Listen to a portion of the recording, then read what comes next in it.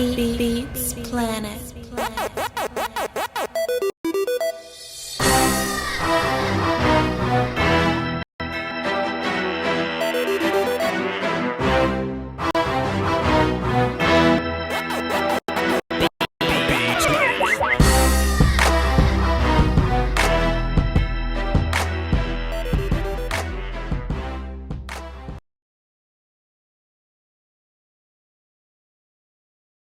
My bad. I was jamming Phil Collins before I was, before the show today. Y'all know I'm normally jamming some kind of music before we get started, and I was bumping Phil Collins. Boy, Phil the goat, man. Yeah, the guy. But what's happening though? It's Voch Lombardi. The queue is silent. Welcome to the show and all that good stuff. I was going to talk about cornerbacks today, but I got sidetracked because Combine happened, and I'm going to do videos on receivers coming up, and I got so engulfed in receiver film, right? Let me just minimize this. Boom. Just to let y'all know. Coming up next on the Voch Lombardi film series this week, I'll probably drop one every day this week. We got Henry Ruggs, Jerry Jeudy, CeeDee Lamb, Laviska Shenault, T. Higgins. We dropping all them. So stay tuned. We dropped Xavier McKinney this morning. I bashed Netane Mutai for an hour 2 days ago. Actually, 2 days in a row. So y'all go check those films out. We got wide receivers on the way. And I got so caught up in wide receiver talk, I totally forgot to watch film on corners. I've seen like 5 corners, but it's, that's not enough to come up in here and talk to y'all about. So allow me to finish watching film on corners, and I gotta watch them because the Combine's coming up this weekend. So we're gonna do another live stream on Thursday, and we're gonna be talking about corners on that day. That'll probably be a bigger show. So continue to watch your cornerback film, because we're going to meet back up here on Thursday, and we're going to smoke the hell out of some cornerback tape. All right. So game tape has gone silent. I'm mad. What you mean, Nick Gasser? The game tape has gone silent. I draw film every day. What are you saying?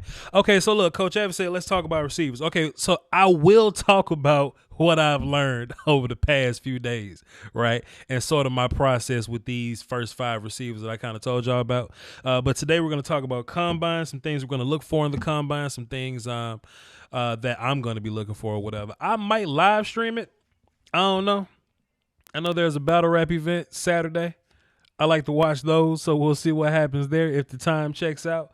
I may or may not do something, I don't know, but stay tuned and we'll kind of see what we're going to do based on that. And we may do some goofy little mock simulations if that's in the cards, if that's something y'all want to do. Of course, Q&A and the phones are lit if y'all want to. All right? Like my uploaders of film to watch prospects on. Like my uploaders of film to watch on prospect has gone silent. I don't know what you mean, Nick Gash, because I mean I might be one of your. Am I one of your uploaders of film, Nick Gash? Because I'm smoking film, dog.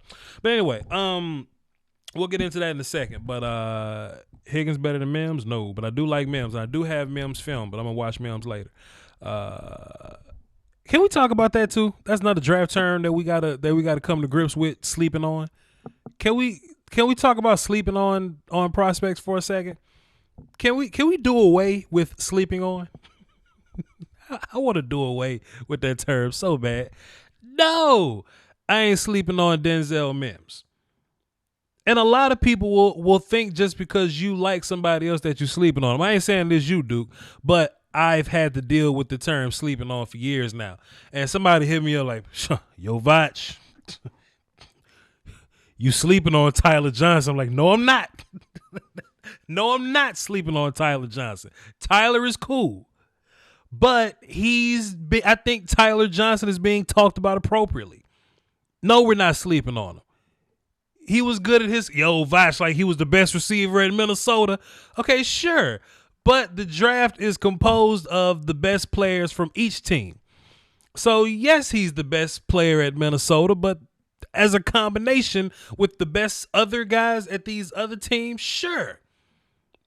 I'm sleeping on Tyler Johnson. You know what I mean? Just an example. Nobody told me that, but it's some Minnesota fan out there saying that.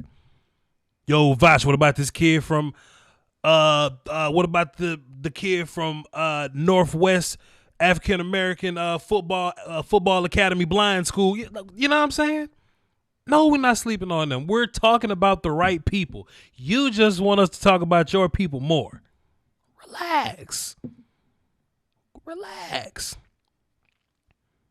I got another theory too. About this whole Jerry Judy Star of David thing. Chat box, let me ask y'all a question real quick. How many of y'all grew up in a bad neighborhood, went to a bad school or like a public school, grew up on the block, something like that, grew up in the hood? Chat box, how many of y'all grew up there? I just want a quick poll before I continue. Cause Jerry Judy was at the combine today and he was asked about his Star of David necklace or whatever. And they were like, hey, people call me Jew, so I wear the Star of David. I don't think that's the Star of David. I just know gang culture and football is a real thing. You'd be surprised how many gangsters play football, but they don't actively gang bang because they play football. You know what I mean? If somebody came out and told me Jerry Judy was GD, but he wear the Star of David because it's very paraphernalia like to the people that he rolled with, I wouldn't be surprised. One set of people call it a certain set of people call it Star of David. Another set of people just call it 6-point star. And if Jerry Judy grew up in that kind of neighborhood and that's what that represented, but he said the Star of David thing because he was in a group full of, professionals or whatever, I wouldn't be surprised. But anyway, that's my theory. That's my Illuminati theory on that. Anyway, moving on. If I just want to talk about receivers for a little bit because Coach Evans asked me to talk about receivers. So of course I've watched receivers the first time, but then I kind of gotta go back over it with a fine tooth comb just to get a good idea of these guys, from an even more in depth standpoint, bro. Fam. I've never been at such a crossroads before with these first three prospects. I'll say first four prospects because I think people sleeping on, shouts out to your boy Duke, I think people sleeping on T. Higgins a little bit and what he brings to the table, right? I'm not saying T. Higgins is going to be one of the top three guys or that he has a chance to be a top 2 or 1 guy. I don't think that's a thing. But I think if a certain type of team likes T. Higgins' skill set, he can go a lot earlier than what people think of him. I see a lot of mock drafts that got T. Higgins going in the second round, and I don't understand. I see a lot of mocks that have T. Higgins going in the late first round, and I simply don't understand.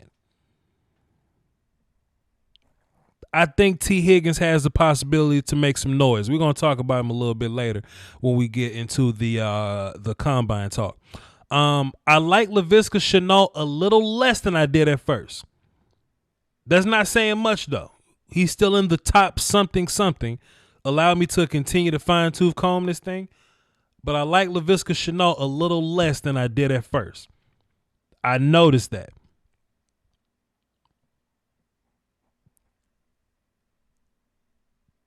CeeDee Lamb might be the best receiver in this conversation here. And of course, it's not official until my ranking video comes out. Boy, CeeDee Lamb might be the best receiver in this thing, bro. And I think it's about translating to the next level. Think about translating to the next level, right? If anything, when we talking about these receivers, bro, we got to talk about them from a standpoint of what they gonna do to the league when like when they get to the league, right? And of course, when you get to the league, they're only gonna be asked to do things that they're good at. So, of course, the first three guys are going to be asked to do different things. I want to be real careful with my words here. It's not official till it's, you know what I'm saying? But this is just where I'm at in a part 2 of my evaluation. I thought about Henry Ruggs, right? He may be my number 2 guy. And Jerry may be my number 3 guy. And don't get me wrong. I love Jerry Jeudy because I love route runners. And of the 3, he's the best route runner. But when I think about what these guys can do on an individual basis, we cannot discount how important Yak is. Not only what you do with the football, but what you do after it. And I do think Jerry Jeudy has the athleticism and the route running to get open. Then what? I was watching some Henry Ruggs film, and I'm gonna further expound on this when y'all watch my Henry Ruggs film. But you know how, like, when you dealing with a super speedy guy, they may be limited to 9 routes or whatever. I would say like John Ross is kind of limited to a 9 route. And that's not a bad thing because you're fast enough to run past people, but you're also fast enough to take the top off of defense. That's important. But when I was watching Henry Ruggs, you're not allowed to run man coverage at all versus Henry Ruggs. Let me explain. And I'm going to get into more of this when I do my film session, right? If you want to put some help over Henry Ruggs, you can't just simply run cover 2 on Henry Ruggs because the short area battle, the cornerback would lose. But you can't walk a safety down and just put 2 people on Henry Ruggs because he'll just run past those 2 people.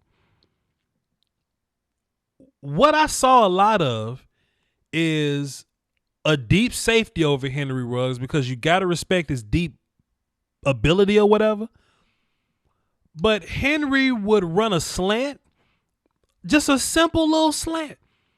And the guy covering him just can't keep up with the damn slant. Normally a receiver run a damn slant, they catch the ball and the cornerback has used some kind of leverage and he's there to make the tackle. Cool. Henry catch the ball and his speed don't stop speeding. So you're in a situation like, man, if you're a high safety, your cornerback is still on an island. Maybe not a deep island, but good luck running a slant. Like good luck covering a slant versus and he ain't got a big route tree. But DK Metcalf made it to where you can win without route trees. Because if you draft Henry Ruggs and he's only good at slants and toss sweeps and 9 routes, then that's all you run with him and he'll be fine. I thought that was interesting when I was evaluating my receivers. And I'm going to get into this combine stuff in a minute, I promise. But then when you look at CeeDee Lamb, right? It's like nobody tackled him. Ever. It's like nobody tackled CeeDee Lamb ever, even when he played better competition. Like, I know he, for the most part, did it against Big 12 guys, but even when he did it against better competition, nobody tackled him. And I think CeeDee Lamb is another guy that got a limited route tree, but dog, if that's what he's doing with slants and hitches and 10-yard digs and swing routes and handoffs, only do that with him. I think that's a real thing in the National Football League now, dog. I really think that's a real thing in the National Football League now. It ain't what you can't do, but it's what can you do. And the league been following that model for a long time with pass rushers, right? Like, if you're a guy that can pass rush, but you can't stop the run, cool. We just won't play you on 1st and 2nd downs, but 3rd and 10, you out there. So why is it that receivers have to do everything? The league has been taking that stance on running backs or whatever. Hey, if it's 3rd and 1, don't put the little guy out there. You know, if you're possibly going to throw the ball to the running back, take out the big kid that can't catch. So why don't we do that with receivers? And I think there's going to be a lot more of that. I think DK Metcalf made it to where these small skill set receivers can eat out here. As long as you do something real good, I think there's going to be a lane for you, which gives T. Higgins a bit more of a bump. Because T. Higgins got the big body, and he wins with big body, and he wins with catch radius. Plus, he's going to run like a 4.4. Like, y'all remember the receiver that they thought Mike Williams was coming out of Clemson? Take that dude, give him a 4.44, and you got like T. Higgins. And Mike Williams was what, like 10th overall or something? I don't think this wide receiver conversation's over with, man. I think we got a lot of work to do still. Sure, Jerry Jeudy was my number 1 receiver for a long time, but dog, man. The more research we do, that's why it's not over until April or whatever. We still got a lot of work to do. Bro, T. Higgins is extremely versatile. Don't trip. Whoa, Voch, I disagree. I mean, you can say what you want to say to me, but my stance don't change. my stance ain't changed. I've done the work. Trust me, I've done the work. The damn T. Higgins film session coming out real soon. What we disagree on, Duke? Tell me where we disagreeing at. Give me something. The explanation Judy gave for the Star David, the only people I know who rock with them stars are straight folks. Right. Right. And I know a lot of gangsters that play football. So I mean I wouldn't be surprised. But Duke, tell me where we disagreeing at with T. Higgins. Or wherever you feel like you disagreeing at, because you watched me. Him being a better Mike Evans. Mike Williams. Did I say Mike Evans? I meant Mike Williams coming out of Clemson. You remember Mike Williams, how he was tall and people thought he was fast and people thought he was like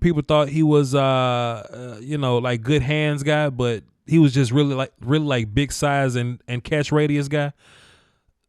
I think T. Higgins is big size and catch radius guy, but he also has he probably gonna run like a 4.4 or something like that. But he also has that speed on top of that. I felt like I said Mike Williams. I don't think I said Mike Evans. But anyway though, are the phones lit? Are they lit? Nah, the phones ain't lit yet. So let me turn my volume down and set these phones up. But yeah, those are my thoughts, man. Those are my thoughts on the top few receivers. And I'm about to set my phones up now so y'all can call in. The numbers on the screen is in the description. So if y'all want to get in line, you can go ahead and do that. I want to touch on a handful of topics for the combine or whatever. Y'all know we got combine coming up. So I just had a handful of storylines I wanted to touch on just to give us a little more conversation to talk about when y'all call into the show. And we can get that going. I just want to talk. Go ahead, Nick. Call in. The phone. Yeah, go ahead. It's over. All right, so let's get into a little combine news before I get into the phone. It seems like somebody tapped Joe Burrow on the shoulder and said, "Hey, yo, Joe Burrow, you want to know what'll make you go first overall to the Bengals? Is if you had 10-inch hands." You know, they say good quarterbacks got 10-inch hands. And Joe said, "Really?" And Joe went and put his hands in some ice cold water and made him shrink a little bit. Just so he don't have to play for the Bengals. So yeah, Joe Burrow got 9-inch hands, but I don't think nobody cares though, because if you watch the film, nobody cares about that. But you did say Mike Williams, not Mike Evans. All right, cool. Appreciate it. I thought so. But anyway, let me run these points down real quick. So Tua's not going to throw. Joe Burrow's not going to throw. I think Justin Herbert has no choice but to throw because he's the one that's trying to get the most clout out of all of them. I heard a report that was coming out of Miami that Miami may favor Justin Herbert over Tua Tagovailoa, boy, will that be a mistake. But it would be funny if it happens, and I like parody a little bit. So Jacob Eason says that, or somebody said that Jacob Eason could potentially be a top 15 pick if he comes to the combine and light that shit up. This would be a good little showcase for Jacob Eason because if you're a non-quarterback team, you need as many quarterback prospects to go top whatever your pick is. Because, you want prospects to fall down the board or whatever. So I know Jordan Love was probably going to be the fourth guy on the board to come down or whatever. If we can get another guy, if we can get Jacob Eason to really push guys down the board, that'll be fun. So we'll see. So yeah, Joe Burrow said, I don't want to play for the Bengals, so I'm not going to work out, and I'm going to freeze my hands so they'll be a little smaller. So that's that. F Cincinnati, he say. Kayvon Chason is not working out, and I think that's interesting because I think the number 2 edge player title is kind of wide open in my opinion. I think some people think highly of Kason, some people don't. Some people may favor AJ Epinesa, and I think Kayvon Chason could have used some of this combine look, but he said he not gonna play, and Chase Young not gonna play neither. But Chase Young really ain't got nothing to lose, so I don't mind Chase Young not coming out or whatever. So it's going to be interesting to watch these wide receivers run 40s. We know that wide receivers are fast enough, but sometimes teams draft players based on their 40s. So I think T. Higgins and pardon me, let me say Judy first. Jerry Judy has an opportunity. Not Jerry Judy. Damn. What's his name? There's so many of them. Henry Ruggs. Ruggs has the opportunity to climb even higher right now, right?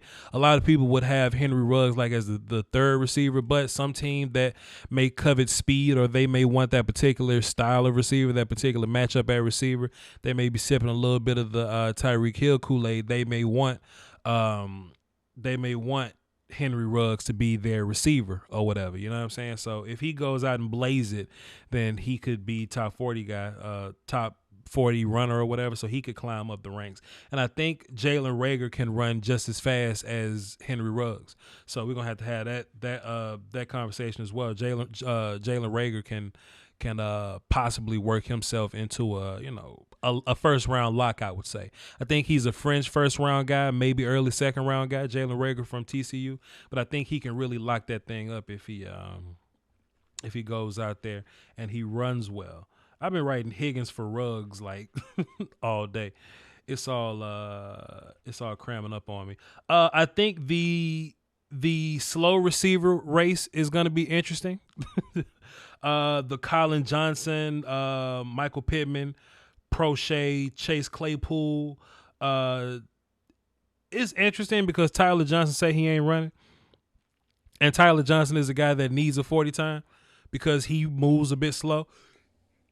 Excuse me. He moves a bit slow. So in my mind, I would think that Tyler Johnson from Minnesota needs to run a 40. But if he needs to run a 40 and he doesn't run a 40, then I don't think Tyler Johnson is going to be satisfied with his 40. So that just means that he's as slow as we think Tyler Johnson is. So that's that. Don't forget Ayuk. Ayuk is fast, but I don't think Ayuk is going to be in the top 4. I don't think he's going to be in the top 4. Like the top few 40s is going to be like Ruggs, Reagor. Utah got a cornerback, Guidry.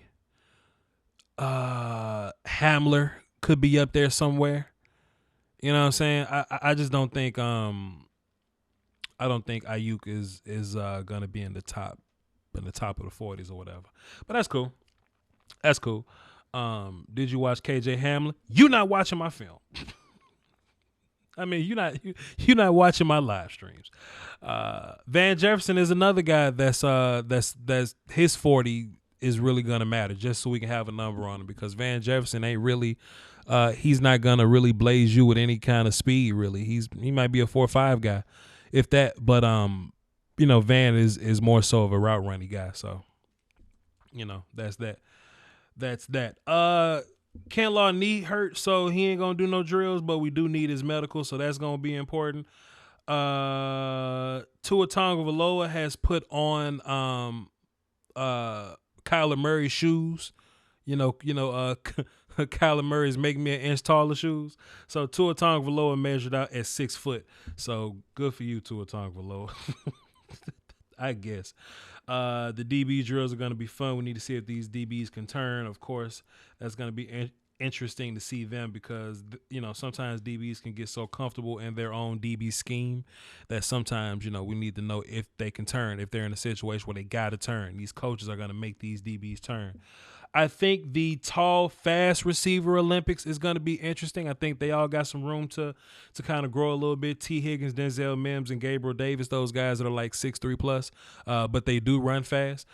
Teams are going to, and even fans, right? They're going to get an opportunity to see them be big and fast. So y'all know Gabriel Davis is that's Odell Beckham cousin from UCF or whatever. Let's see. One more thing, and I'm gonna get into the phones. And Nitane Mutai, he's gonna get his medicals checked out too. But I've been hating on him all week, so anybody that's like keeping up with my channel may not be a fan of Nitane Mutai by the end of the draft process. But that is what that is, though. I'm about to read the chat box and catch up with y'all, and I guess get Nick Gasher on the phone and hear him talk shit. Coach Evans say Nick Gasher shouldn't be cussing, so that's 25 push-ups. What's up, Nick? What's going on, Coach? Cooling. What you got, man? We were just talking about Lamb, Ruggs, and Judy. Sure. And you got your opinion out on it, how Lamb might be wide receiver one in your opinion, then we get to Ruggs and then Judy. I like to offer up a kind of different perspective at this time because I haven't done, I've watched them and I've done evaluations on them. But There's still a lot more to look at, and this combine's going to tell us a lot about it. It's early. It is still February. You're absolutely right. And I have the right to change my mind. Right. I normally don't talk about this kind of shit, but it was just on my mind real heavy today. But go ahead, Nick Gasher. What you got? So, in my opinion right now, it's 1A Judy, 1B CeeDee Lamb, and then we have our number 3 receiver at Henry Ruggs. You know what I mean? Sure. Because, it's just, hard to gauge it right now because, you're right, CeeDee Lamb, I was just he's so dynamic, And, I don't really love Daniel Jeremiah from NFL.com, but sure. I was looking at his Instagram the other day, and he had a post up.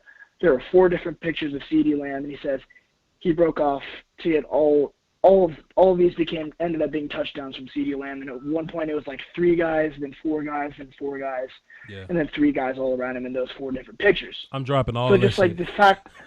Go ahead. I'm dropping all that film this week, man. But yeah, go ahead.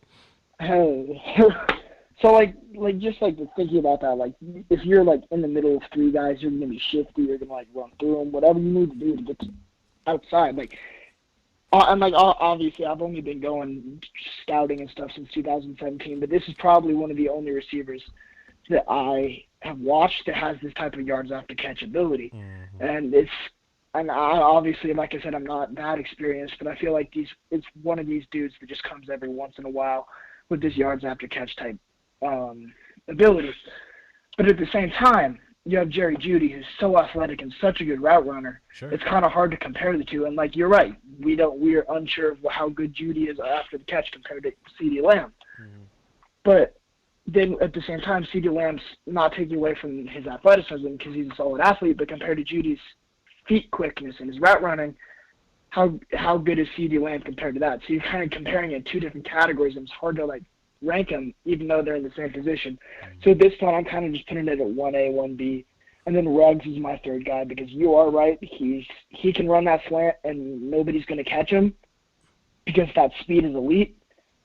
And everybody's now looking for that new Tyreek Hill type of dude. But at the same time, in my opinion, you can find a Henry Ruggs type of dude in Jalen Reagor or KJ Hamler or a lot of these other fast dudes, Gabriel Davis from UCF. Hold on, give me a second. Hold on, time up. Post fade, corner, USM 226. Okay, cool. I'm about to put some film on the screen, right? I'm about to put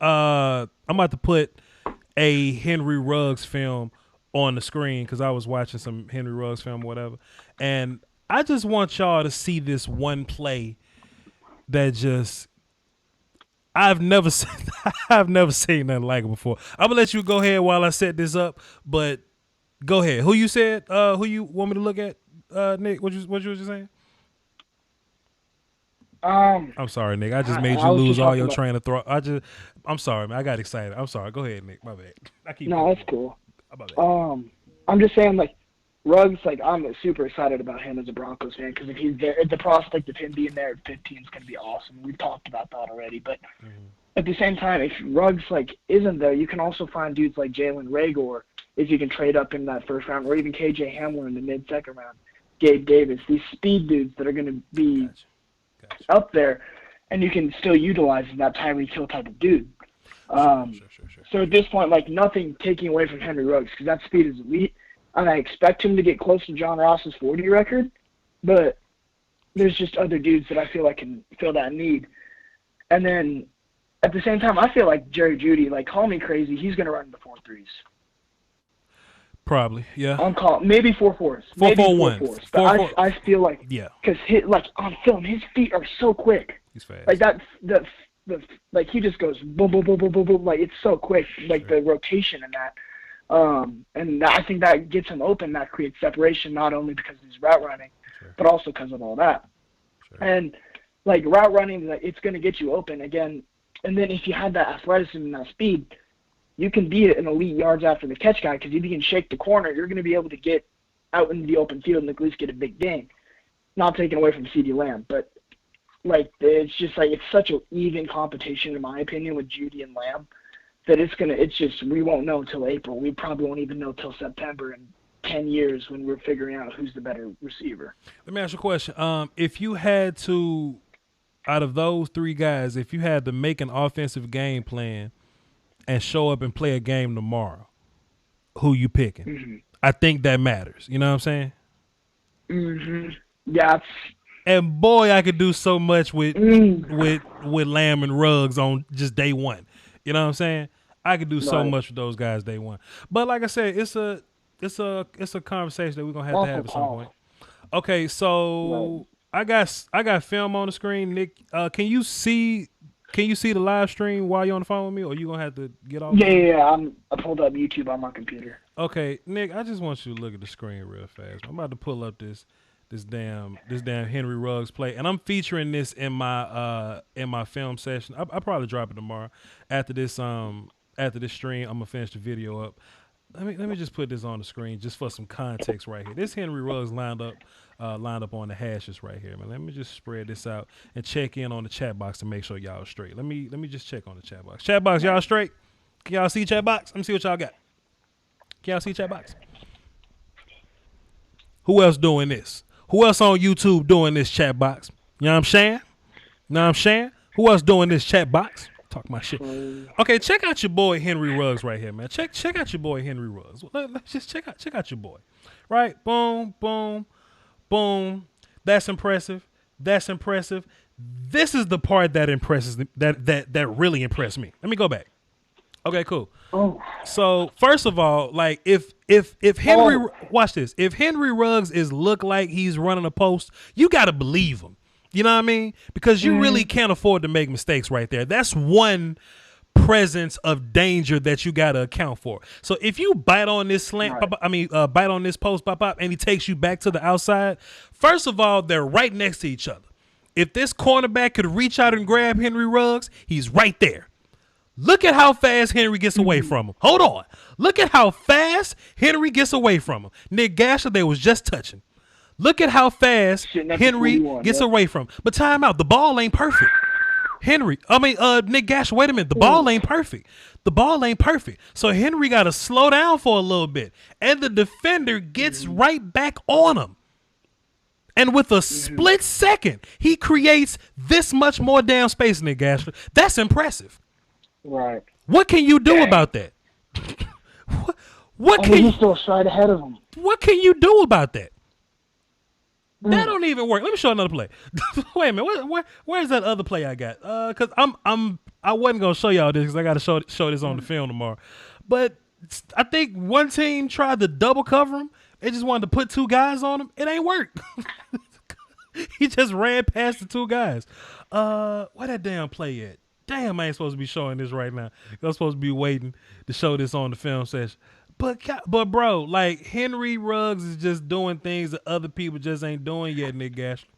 I'm sorry. Is this that slant against the South Carolina game where he ran that slant and took it back for the touchdown? I'm showing all that tomorrow, Nick.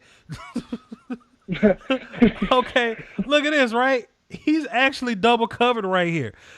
Look, and this was when Tua was hurt, so like the passes wasn't perfect this time of year or whatever.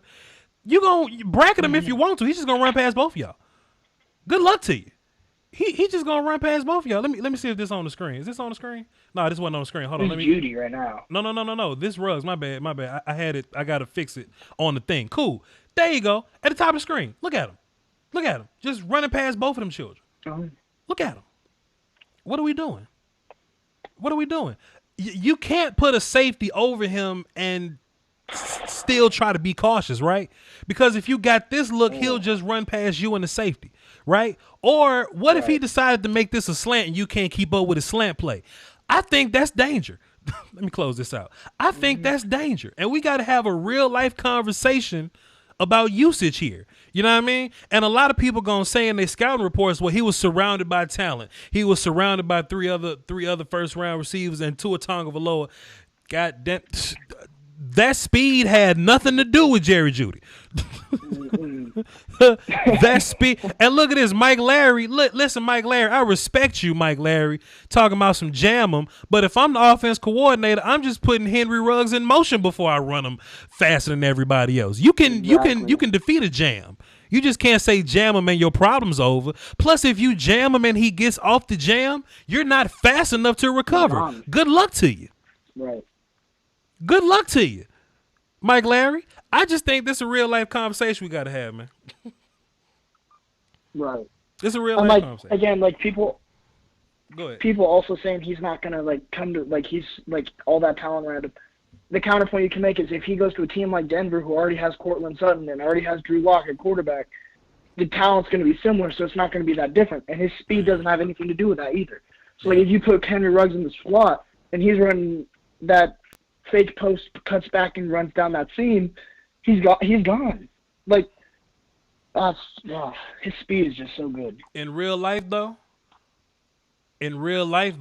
I don't think Henry Ruggs is a product of a talent. If anything, you can look at what Jerry Jeudy does and be like, oh, Henry Ruggs make it easier for him. Because if anything, Ruggs is the one that's taking the top off the defense, if anything. Because in real life, when Jerry Jeudy play on the next level, he may do some slot work. He might do some slot work at the next level. He's playing out of the slot at Alabama, too. He did it a lot. So we're going to have to see, Nick Gash. What else you got on the receiver conversation, or if you want to touch on combine, you can talk about whatever you want to talk about, my guy. I'll talk about the combine. Burrow not throwing is not a huge surprise. I think the biggest surprise out of all of this is that he's saying he's not, because all the draft media and the draft Illuminati wants to tell us that, oh, Joe Burrow's not going to want to play for. He's going to pull an Eli Manning with Cincinnati. But he's like, I'm here to play for whoever wants to draft me. So that's good to hear from Joe Burrow, but I don't think he really needs to throw, right? Because he's the number one quarterback. Sure. What else does he need to prove? Not a damn thing. Plus, what he's really good at, you don't show at the combine. He's good at making reads and seeing the field and timing and things like that. So yeah, you don't need a combine. And then you look at a guy like Justin Herbert, he has a lot to prove at that combine too. Sure. Because people are now questioning if he can throw and stuff like that, but. I think it's interesting that Tua's not going to throw because I'd like to see how he is maybe retooling himself with that hip injury. Yeah. I might just be a little bit whatever the word is, too concerned about that. But sure. I think it's interesting he's not going to throw. Maybe he's not healthy. I feel like he's healthy though because it was 4 or 5 months ago that he hurt that hip. So. I don't know. We'll see. I feel like he's still a lock to the Dolphins at 5 or 3, wherever he ends up going. But what do you think about this rumor where the Dolphins are saying that that Tua's not a slam dunk, that they may favor Herbert? What do you think about that news? That's asinine. I'm sorry, but Tua Tagovailoa is so much better than, injury or not, he is so much better than Justin Herbert. I agree. And I feel like he is going to end up healthy. Yeah. And that talent level, sure, he's not the best in big games, but he's going to get there. And they're playing in Miami. It's not like they're going to be in many big games anyway in the next couple of years. So he has that time to develop even behind Fitzpatrick and Josh Rosen, dare I say, this year. And then he can take the reins in 2020 or 21, maybe late 2020, and get it started in Miami. He'll be fine. Well, the guys that are gonna throw, Herbert and Eason and Love or whatever, they're the ones with the big arms or whatever. So, let them do big arm things and let them try to make their money or whatever. So that makes sense. Right. What else you got? And I've heard things that Jordan Love might be dropping out of that top 15, top 20 range because Indianapolis is starting to go best player available.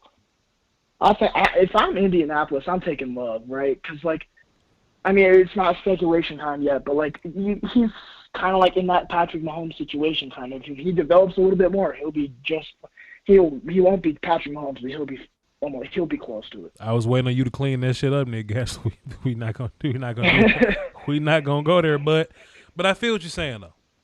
I understand. Right. Yeah. Yeah.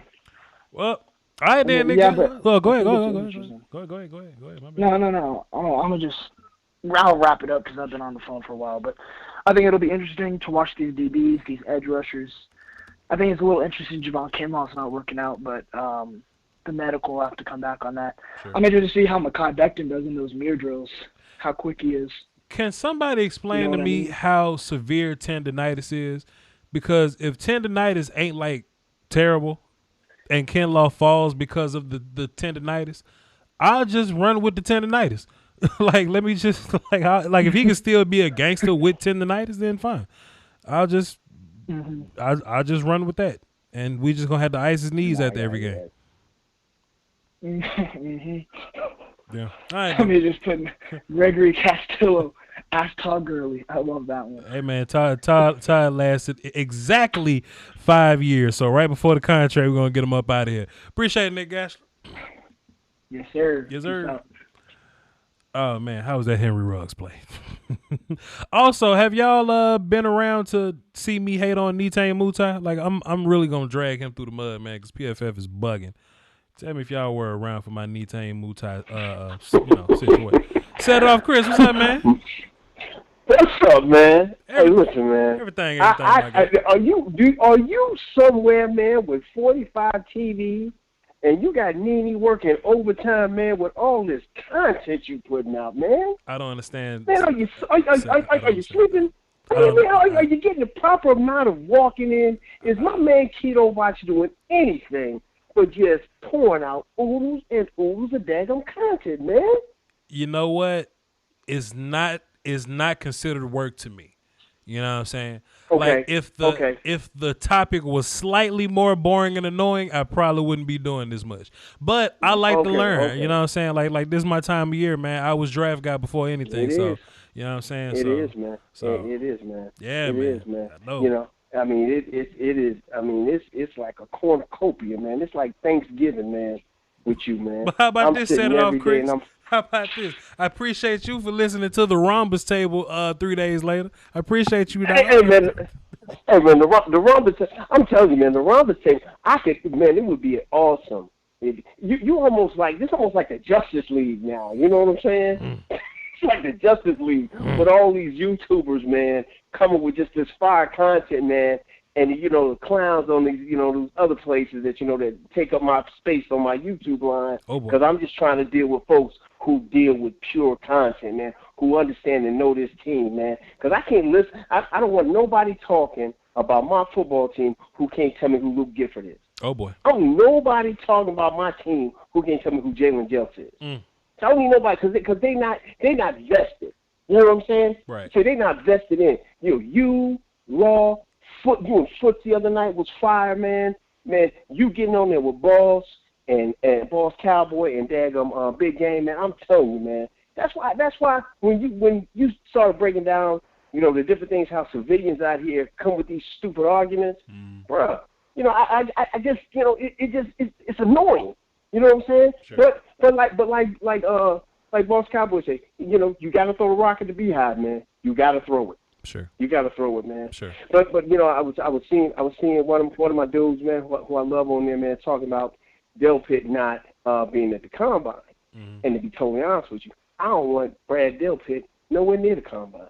I want folks to forget Brad Delpit even exists. Keep him quiet. I want them to think that, hey man, I want that dude. If I can't, since I'm here and I'm getting ready to start a new contract for my business. Okay. I can't get down to Clemson and put no weed and an AK and tie up two women and put them in the back of Isaiah Simmons' car. I just want everybody to forget that Brad Delpit even plays football. Bro, I need an AK-47 in Isaiah Simmons' trunk so fast. I need that so bad.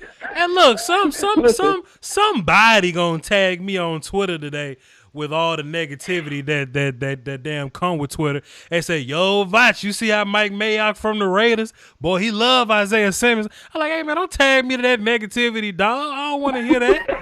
I want to see that, dog. I don't hear that. I don't need to see that kind of foolishness. Right. You know what I'm saying? But, I mean, hey, man, listen. We can hope, wish, and pray. Okay? I got a gas mask. You know, I got an old one. I may have to put it in the mail and say it was his. I don't care what I got to do. But if he so happens to fall to 17, life will be great. But to be honest with you, if the scenario works out, kind of some of the stuff that, you guys were talking about, you get Delpit at 17, you turn around. You know, I like Elliott. I hit you the other day about Ethanaza and Barnett. You know, and I went back and looked at the tape. You're right. But, you know, can we say Espinoza is a – okay, I know this might I don't want you cutting me off, and I don't want – Tyrone Crawford, right? Like a Tyrone Crawford type? Could he be a poor man's Reggie White? Man, come on, man. You can't have me on YouTube saying things like that, man. Okay, then don't say it then. Just act like I ain't saying it. I'm just trying to get a. I'm not gonna say it, but they win similarly. That's what. Then they win similarly. You know, that's what I'm saying. I'm not saying he is him, but I'm just saying. Can he be a welfare recipient, Reggie White? Man, you can't have me on Twitter saying this stuff. But Okay. Can he be a guy that lives? No, because we'll just say he wins like him. He's not him. They win very similarly via bullying people, hands in the middle, risk defeating. Right. Okay. Right. Well, I mean, so if you got two guys like that on the outside, because that's similar to what D-Law does. That's D-Law's, a technician. You know what I'm saying? Bullies folk, not super twitch guy. You got two guys like that, and then you go ahead and get one of these 15s, right, in free agency. You know what I'm saying? Which I love the club reference. I was crying in the car. My kids couldn't understand why I was laughing so hard. But I understand if you get a 15 in the middle to match them up with a sophomore year, Tristan Hill, with a Daniel Wise inside. I think you get what you need up. I think you need up the middle, which can protect the linebackers on the second level for this football team. I agree. And we can have this conversation now, but man, free agency it's just gonna answer so many questions. It answers all the questions, and we're gonna get so much clarity. But we don't. Man, we love Value City daggone free agents, man. Sure. We love them, man. Sure. But I will say, I think the front office is a little pissed off with their results. You know what I mean? I think they're constantly evaluating themselves. And if you listen to Brother Steven, you know what I'm saying, he was all like, hey man, listen. We need to get some defense. we need to get some defense. Did he just not go ahead and let you know what he said? Hey, listen, man, but he did say that. We got to get a nickname for him, man. We got to get like a fight nickname for him because, man, his hand game has been lethal, man. His hand, I got to figure out a nickname for this dude for his hand game, man. I don't know, but he's the way he's been negotiating these contracts and things like that. His hand game's been lethal. He about to meet his match here with Rain Dakota, but it's gonna be something special. I want you to I had somebody put out about Arnett, the cornerback out of Ohio State. David Arnett. Yep. I kind of like him. Yep. Huh? Damon Arnett. Yeah, yeah, Damon Arnett. Yeah. I know Okuda puts lights out on a lot of stuff, but I kind of like his fight. And I definitely like him later on. But I tell you, the one I really want. The one I really want on my team is Byron Jones. That's the corner I want. Hey man, listen, man. I would love to have him too. But Steven done already told you, man. You know, Big Hand Steve. You know, Big Hand Steve done told you. Listen, he had a good run with it. That motherfucker is big, boy.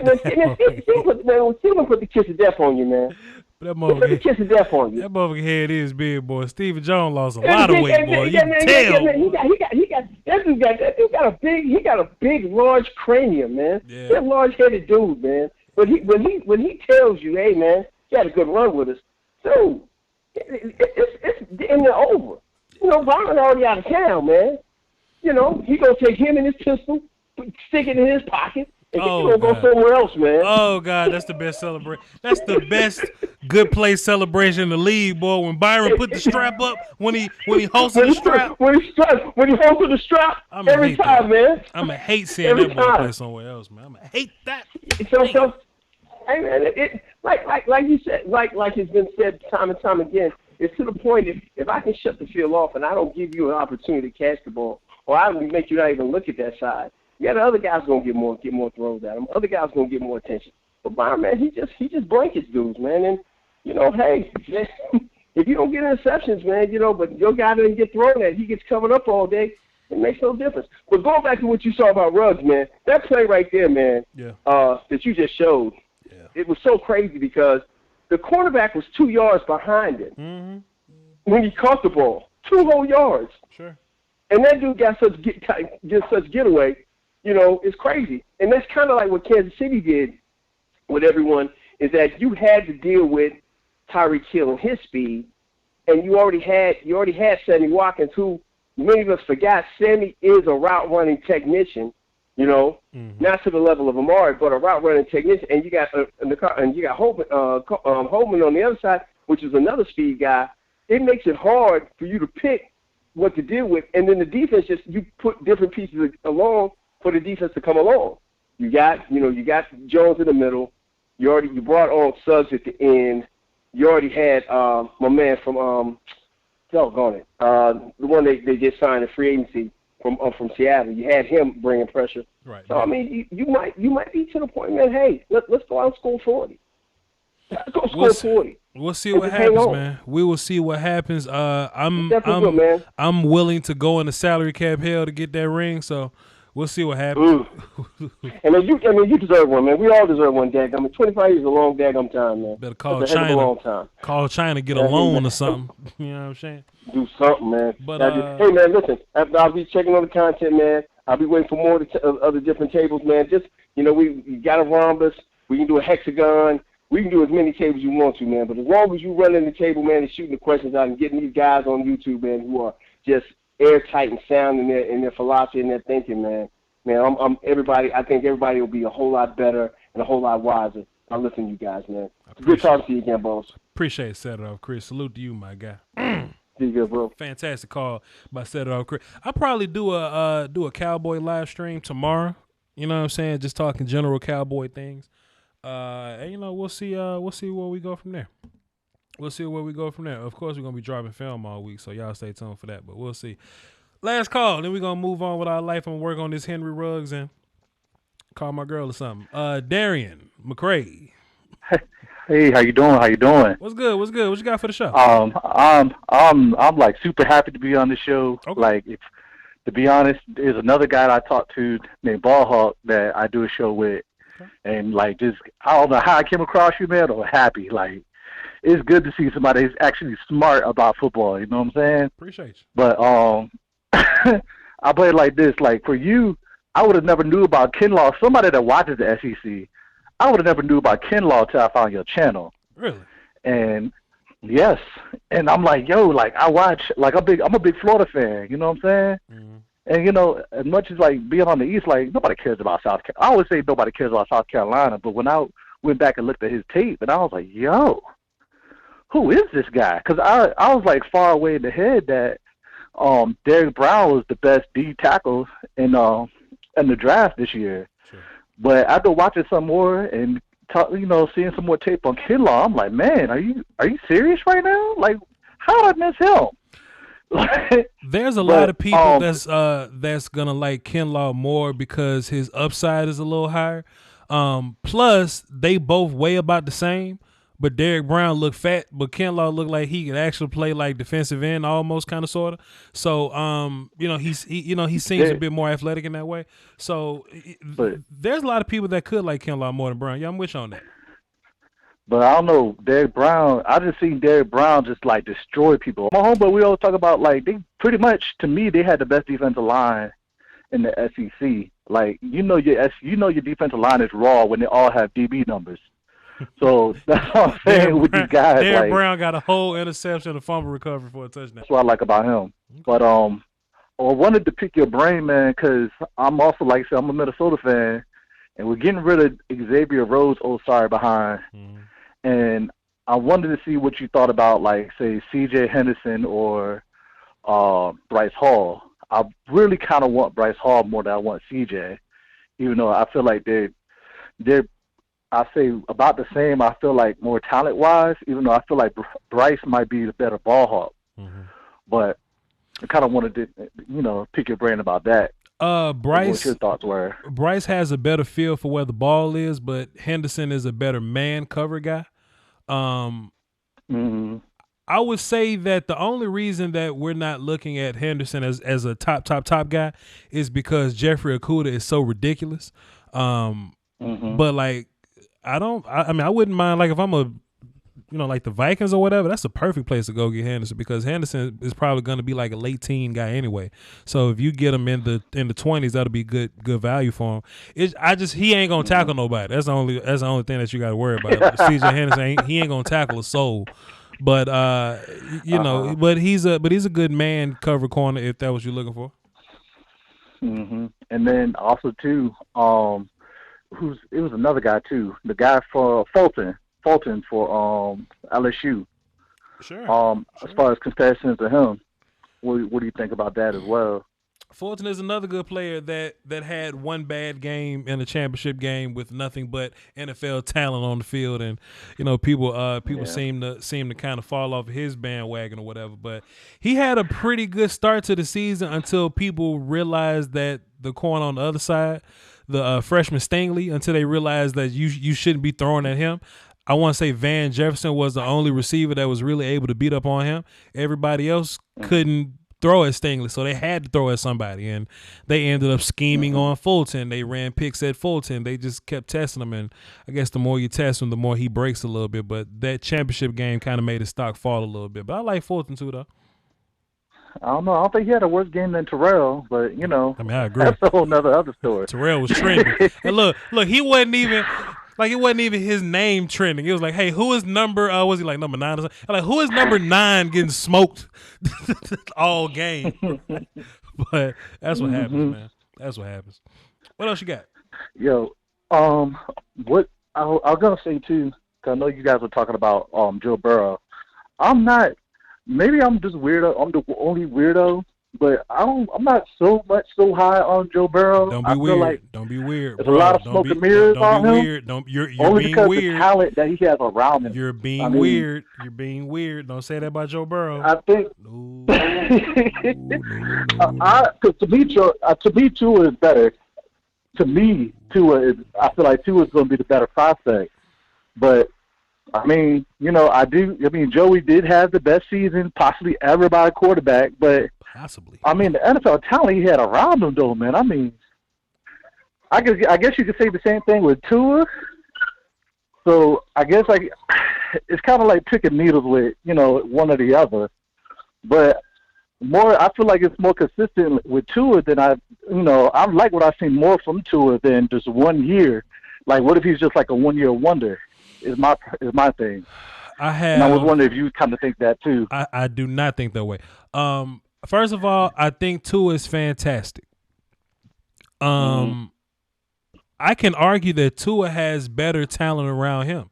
If Tua didn't get hurt, Alabama was about to be the greatest show on turf. You know what I mean? Whether it be Waddle and Devontae, they didn't even come out. But then you got Ruggs and Judy, who are first-round picks. Najee going back.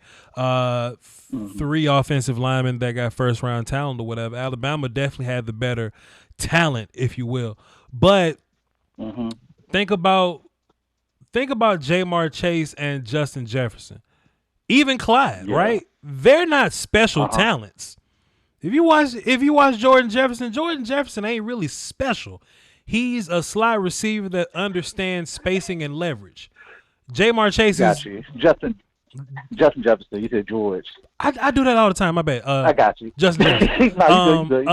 Jamar Chase is talented, but he's nowhere near with what a Ruggs or what a Judy. Right. He's not Judy. Yeah, I got you on that. Thaddeus Moss is okay. Clyde is fantastic as a running back, but he doesn't give you much talent. You know what I mean? But what Joe was able to do in the SEC, like Colt Brennan did it in Hawaii playing against BYU and shit. You know what I mean? Or like Graham Harrell did it playing against Big 12 schools. Joe Burrow, no matter what school you put in front of him, no matter what defense, no matter what talent or adversity, he somehow got better every single week through 60 touchdowns and 6 interceptions. And he didn't do it dinking and dunking. He didn't do it dinking and dunking. I just said my man's name from Hawaii. Colt Brennan had some dink and dunk in him. You know what I mean? Yeah, he did. Joe Burrow lined up against Georgia, Alabama, Florida, who stacked on defense that people ain't really talking about. Yeah, that's true. Oklahoma, who was supposed to get into an offensive shootout. We ain't talking about Oklahoma defense, but they were supposed to get into an offensive shootout. But then Clemson, right? Clemson's defense. And Joe lined up against all those children and smoked them. It wasn't even close. He smoked them. I'm sitting up on Twitter watching the championship game, and people like, oh snap, Clemson then finally shut down Joe Burrow. Has Joe Burrow finally met his match in Clemson? I'm like, wait till Joe not on his own 2-yard line. He gonna smoke the hell out of Clemson. Then once he got some good field position, he proceeded to smoke the hell out of Clemson. Right? That's true. And and Darian, you seem to be an SEC fan. So how many times have we seen Tua? We got Tua versus Georgia. Then towards the middle of the game, Tua looking kind of strange. Then we got Tua versus Alabama, and Tua throwing his hand and dropping the football. I mean, versus LSU, or Tua versus Clemson. Like, we've seen Tua in big games kind of fold up a little bit. I hate to use that word, but we kind of see him fold up a little bit. I've never in my life seen Joe Burrow fold up anywhere. Well, I'll say last season. So there is some one-hit wonder to him. Last season, he was that was my thing, that one-year wonder thing. Hey, I feel you, but that just means he grew. That just means he got better. Okay. That's just the close as a prospect as we gonna get. It's not like quarterbacks that don't make it in the league. They typically don't get the shoulder up side of game. You know what I mean? Most like think about Cam Newton in his rookie year. Cam Newton will go out and throw 4,000 yards a year because he's talented, but he didn't have the shoulder up thing, so he went 4-12. You know what I mean? Joe Burrow comes in today with the shoulder up stuff, being able to read defenses, getting the ball out quick. What do Bengals fans hate about Dalton? He keep checking down. Joe Burrow ain't checking down nothing. Joe Burrow taking his shots on top tier corners. I ain't screaming at you. I'm just making my point. You see what I'm saying? It's a good conversation. Yeah, I think Tua's fantastic, but boy, I think Joe's special. He may be the best college quarterback we've ever seen, and it won't set in until about 5 years from now. Yeah, I mean, we'll see. I mean, I will see it with the Bengals, but I mean, we'll have to see. We'll see. Another guy I wanted to ask you about. I'm trying to remember. Running backs. Sure. Dobbins and Taylor. J.K. I know Dobbins it's from like Ohio two. State and Jonathan Taylor from Wisconsin. Okay, cool. Gotcha. Go ahead. Yeah. What do you think? What do you think their, their talent level is going to take them? Because I think Dobbins showed out in that game against Clemson. Like, I didn't see that speed. Like, it was like, somebody's not as fast. Like, he doesn't look that fast on tape until you get in front of him. And that's what I saw through Clemson the whole game. You know what I'm saying? So I was wondering, like, what are your thoughts about that? First of all, Nene, you need to put your eyes on the chat box and see what I just said so you can respond to me. But in terms of Dobbins, shouts out to Law Nation. In terms of Dobbins, Dobbins isn't necessarily physically talented. You know what I mean? But he's more of a football player than talent. You know, Dobbins kind of understands leverage, and he understands angles that defenders take, and he can kind of make one move and make people miss or whatever. Then he's a muscle. He's a little bitty dude, but he's a big muscle or whatever. So he's a run finisher, and you see that a lot in the running backs in this class, whether it be Dobbins, Taylor, Zach Moss, DeAndre Swift. They're all run finishers.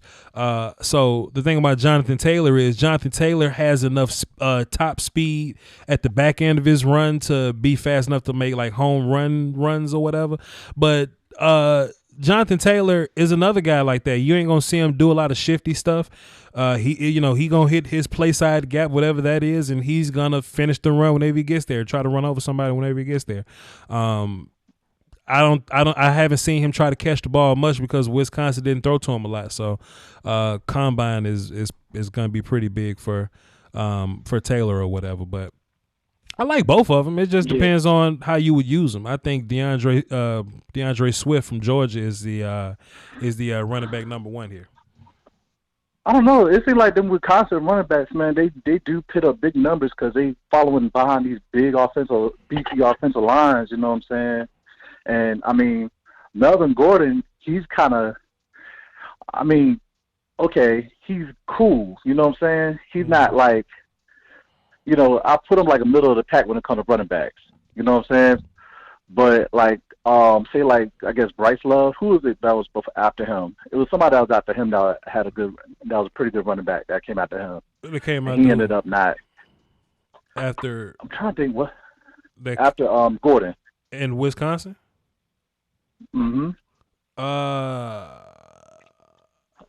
I think it was Love. Was it Love or was Love with Stanford? I can't remember. Bryce Love went to Stanford. He was at Stanford. Yeah. Who the hell was somebody else that came up? Who was the Wisconsin running back after Melvin Gordon? I think I know who you're talking about though. But yeah. They in that same mold of guy. Sure. Yeah. Yeah. So I guess we'll see, man. But I kind of I wanted to show you love. Like I said, that Kinlaw thing, that was like a big thing for me. I love defensive lines, and how you broke that down was like just beautiful. Now, was O'Boy the last caller trying to say that he's kind of like a Reggie White? Because I was like, he was talking about the Iowa kid up in Nessa. He was talking. Oh, okay. And they kind of win similarly, but they're not the same. Yeah. They're not the same. Yeah. No. And then the thing I was going to tell you about with Kinlaw with that tendonitis.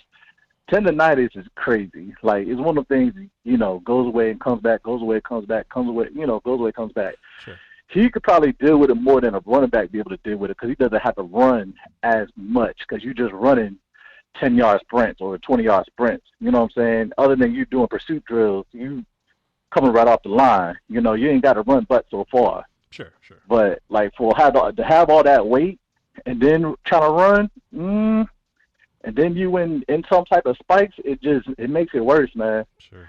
So I don't know. I hope it's something that he can get past, but that can definitely be an issue in the future. So if that's going to be anything to see him drop, especially watching somebody like as talented as Todd Gurley kind of go through the same thing back and forth with tendonitis, it's kind of the same thing, man. So I don't know. It's kind of things we just won't, we're gonna have to see. Yeah, we'll see, man. Hey, I appreciate you for calling, man. This was an insightful call, Darian. I just plugged you in platinum, so next time you call, you will be with the other platinum callers, man. Salute. Appreciate you, boss man. Salute. Yeah.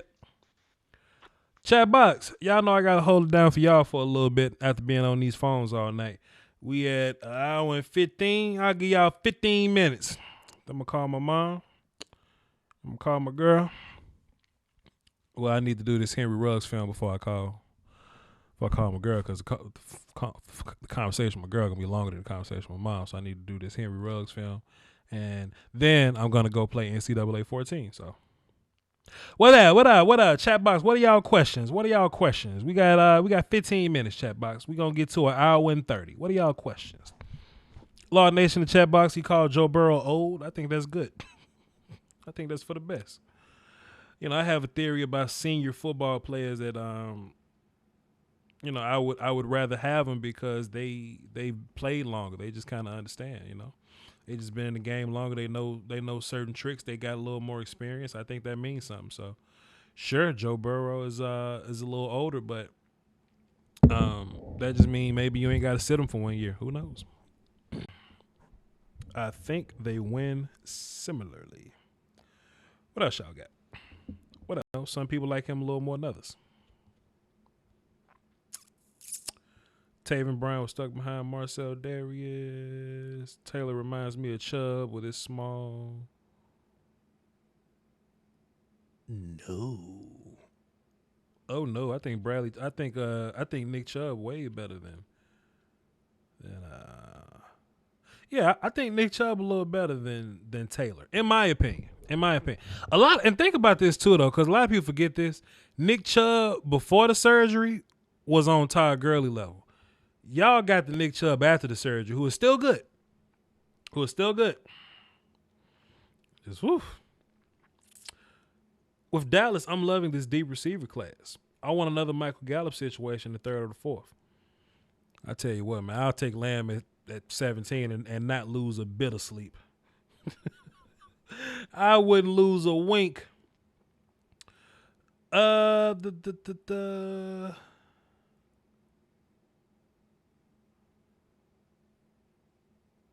Gandy Golden Pro Comp. We don't do Pro Comps. Plus, quarterbacks are playing to their 40s these days. That's good job, Rue Glock. I agree. Voch, do you know if the Cowboys have any of their 45 former interviews wide receivers today? Nope. I will text Jane Slater and see what she say, but no, I don't. David Woodward Pro Comp. We don't do them. Pittman, what about him? Law Nation says Caleb Von Chason or AJ Epinesa.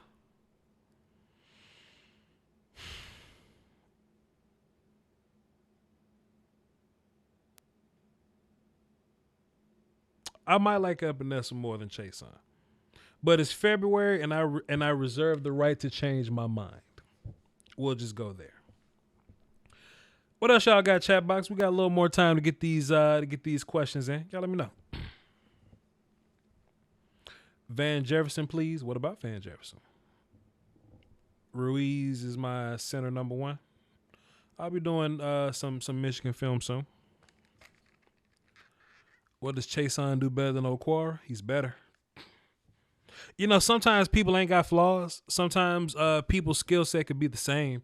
It just depends on, it's just, you know, you do something better than somebody, you know?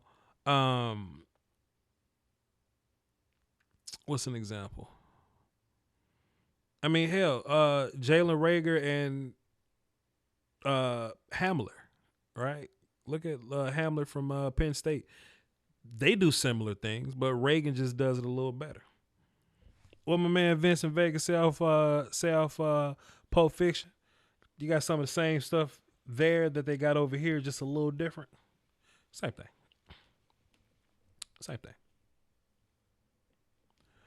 They like Denzel Mims. Mims is good. Latif Fotu in the third or fourth round. Not for my team, but I do think he'll exist in that space somewhere. Van Jefferson or Sanu. I mean, Van Jefferson equals Sanu. I don't do pro comparison. I haven't seen Sanu that closely. But if Sanu is a super route runner, then I feel you. A super route runner that has some physical limitations, then I feel you. If that's what you get from Sanu. Who's the best middle linebacker you got right now? I don't consider Isaiah Simmons a linebacker. I don't. So it's either Murray or Queen or my man from App State. But like I said, it's early, so allow me to continue to fine tooth comb, and I'll let you know. But it's February. I have all these answers in like April. boy, I have it sold up by April. But do you think the Cowboys linebacker concern is overblown, or do you think they should draft a linebacker high in the draft? I do think the linebacker concern is overblown. I think Van Der Esch got hurt one time. And he wasn't rushed back because we actually had depth to play there. Like, we had guys that could play there. And we actually do have linebackers on the team. We need some depth guys, but I don't think we need starters. So, no, I'm not drafting a linebacker at 17. I don't think any linebackers fit good enough to be 17 this year. So, nah, we're not gonna go there. I would rather a gangster at 17. You're gonna love watching Aminwu when you watch Michigan's offensive line, possibly. Who's your favorite big body receiver in this class? So when you say Dante, when you say big body receiver, are we saying that they're big body guys and that's all they got, or big body but they run fast too? Because T. Higgins is my favorite big body run fast too guy. But if you took the caveat of, hey, they can't run fast, just pure big body receivers, Michael Pittman may be the best one because he don't run that fast. But who are the third round or later quarterbacks? Ugh. Sorry for the pro computer, but Jalen Rager is T.Y. Hilton. Pro comparison, but Jalen Rager is T.Y. Hilton with stretching hands. Oh. Hey. Maybe. I don't know. I hate pro comparisons. I can't stand them. I've never done it. I tried to do a pro comparison one time. I was like, yeah, man, he's kind of or like somebody was making a pro comparison with it. It was like, yeah, he's like Joey Bosa but without the hands. Well, he's not like Joey Bosa then. He's like some other player. And ever since that day, I stopped with the player comparisons. I think they're whack. I think every player is their own player. Now some players can give you vibes of other players, but there's always going to be something different. Voch, you think Gross Matos has a good combine and gets pushed into the teen range? This the weird thing about it, Joe. I don't think he has a good combine. I don't think he'll have a good combine. So no, I don't, and I don't think he'll be pushed into the high teens. I think he'll be drafted in the 20 somewhere, or some team's gonna overdraft him. I mean, either one of those things happen. What does Chase means to Washington defense? That they just got a pass rusher now, and to be fair, Kerrigan wasn't a terrible pass rusher, so they just, I guess they'll push Kerrigan out because he's getting older, I guess, and they'll put Chase Young in there, so they upgrade their pass rush at that spot. So they just upgrade that pass rush in that spot. I guess they gain some points there. Do I think that Chase Young is going to be undefendable? I don't think that's a thing, but I do think he's going to be a good pass rusher. I think he'll get his fair share of sacks. But you said the whole Washington defense, like, hey, oof. Hey, buddy. Facts. Jalen Smith is a beast. I like Jalen Smith. Love your O-line videos. Salute. Appreciate it. I put a lot of work into those. Thoughts on your Cowboys O-line depth? Is it solid, or do you need more guys? I'll let you know after free agency. Pittman is nice. Oh, I forgot. We're not going to talk about the bad game Chase Young had when he got locked up by the Clemson. See, I don't think the Clemson tackle necessarily locked Chase Young up. I just think Chase Young didn't make a lot of play. He didn't make a lot of game log stats. You know what I mean? Like, you didn't see him get stats on the paper. and tackles on the paper, but he definitely affected the game plan or whatever. So I wouldn't say he got shut out against Clemson or whatnot. Yeah, I wouldn't say that, but you know. I tell you what, you want to know a real good way to beat Chase Young? Run the football. Oh, run it right at him. Run it right at him, see what happens. You know, when teams talk about Chase Young or these these pundits or even YouTubers, right? They talk about Chase Young. They only talk about him as a pass rusher. They don't talk about him as a full edge player. Just keep y'all eyes up when they having that conversation. Just be woke. Be woke. What else? T is kind of like AJ Green. Who is T? Let's mean T Higgins, like T-E-E Higgins. Is T Higgins like? I don't think T Higgins like AJ Green, but I don't do player comparison. So, yo, Josh, you think? Okay, you talking about somebody else? I don't know who Josh is. Nathan. Hey, coach, have you seen Shane Lemieux? The guard? I have seen Shane Lemieux. I have seen him yet, but it's a bit early for me to talk about it. We're gonna do interior offensive lineman next week, so hang tight. Hang tight. Can a team improve beyond what the Chiefs putting out on offense? I mean, you can craft the damn offense to be better than somebody, but you know that's a Madden-like question. I don't know. Long as it work for you. Will the Cardinals' offense at full strength change the game? No. The Cardinals. I think they'll be better though. I think they're gonna get better. But are they gonna change the game? Nah, I don't think they're gonna change the game. What are you looking for most to the? What are you looking for? What are you most looking forward to seeing at the combine? Hey man, if it's a gun under the seat guy that can't be at the combine, I love to know who the gun under the seat guys are, or the like measurements or whatever. Those are fun, and you know like there seems to be tradition surrounding 40-yard dash, so I like to watch those. Cowboys interview Pittman. That's dope. We should talk to some more people. What about high motor guy Kenny Willekes? Is he a high motor guy or is he white pass rusher guy? Because Kaylavon Chason got a higher motor than Willekes. Kenny Willekes motor. Kenny's cool. Yeah, Kenny cool. I wouldn't call him high motor Kenny though. Like Zach Bond got a high motor. Chason got a high motor. Uche is a madman. Yeah. Yeah. Willekes cool though. But I'm not drafting Willekes. I wouldn't want to draft him. I'm a fan of him, but I wouldn't want to draft him. Wait, is Lamb your wide receiver number one? I think it's early. I think it's pretty early, but you know, I like Lamb. There are some things I like about Lamb, you know, than the other guys, and you know, I like Judy for some things. I like Ruggs for other things. So, well. Higgins ain't like AJ body type wise. That's where I seen the comparison. But of course, everybody is their own individual. AJ, you know, T Higgins is AJ Brown, AJ Green. AJ Green is a little thicker than T Higgins. T Higgins probably uses his catch radius a little different. They're different. They're a little different to me. They're kind of different in certain spots.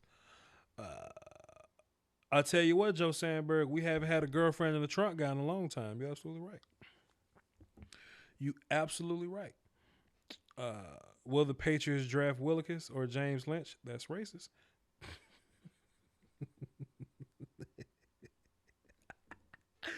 That's racist. Thoughts on the figure eight hoop drill? I hate it, man.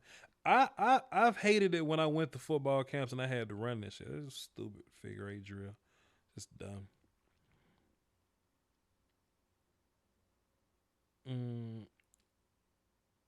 I didn't want to put him in a box, but the way you put, yeah, man, you know they gon' you know, white pass rusher often gets associated with high effort. I tell y'all what, man, you want a sleeper because y'all like to say Voch don't hit y'all with a lot of sleepers. You want a pass rusher to look at? Go look at your boy. I got it written down. He's a pass rush from North Dakota State. Got a funny looking name, look like Bazooka. I got it written down somewhere. He's a white kid, pass rush from North Dakota State. He is effort guy. He gets his ass off the football. And he plays with really good technique. Y'all should watch him. The North Dakota State kid, pass rush. He's flying off the damn football. I can't find my note card where I had his name written down. I don't know. We'll take that loss. But yeah, if you go search the North Dakota State pass rush or whatever, last name look like Kazuka, something like that. He's fantastic. Thoughts on these repeat corners in Lamar Jackson out of Nebraska? Thoughts on these repeat corners? Derek Tuska. Thank you, Viking. Yeah, he's fantastic. I'm sorry. Thoughts on these repeat corners in Lamar Jackson out of Nebraska and AJ Green out of Oklahoma? What you mean by repeat corners? That may be some technology I'm not familiar with. If DK Metcalf could enter this draft and skip the 3-cone at the combine, where he ranked, that's a difficult. Where y'all come up with these questions at? Where you come up to? Hey, look, chat box, listen. And I want everybody to answer this question with me because I need help. If DK Metcalf could enter this draft class and skip the 3-cone drill at the combine, where would he rank? What? Why this question got so much nuance? Get out of here. Shit. I'll tell you what though, a better way to answer that, if you could grade DK Metcalf only on his film compared to the rest of these guys in this draft, DK Metcalf still be a 3rd round pick, dog. And it might be a little worse. It's a little more talent this year. But I don't know. DK had a terrible 3-cone. He sure did. Hey, y'all, I appreciate y'all for tuning in. This was fun. Let me go call moms and work on this Henry Ruggs film session to drop tomorrow, man. I appreciate y'all for tuning in. Y'all hold it down for the Doski, Woski, and the Peasky Whiskey, man. Until next time, we're going to watch cornerbacks on Thursday. So stay tuned for that. And we may do something live for the combine. Not sure, but we'll see. Peace, y'all.